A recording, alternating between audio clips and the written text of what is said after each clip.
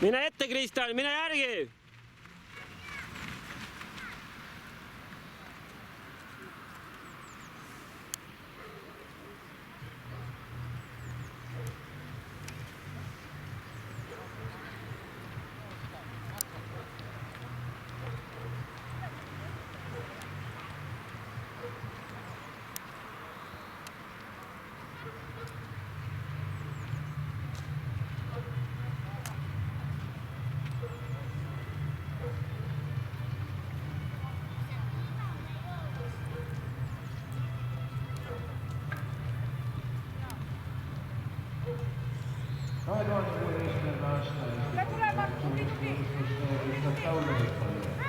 Mine kolmandaks!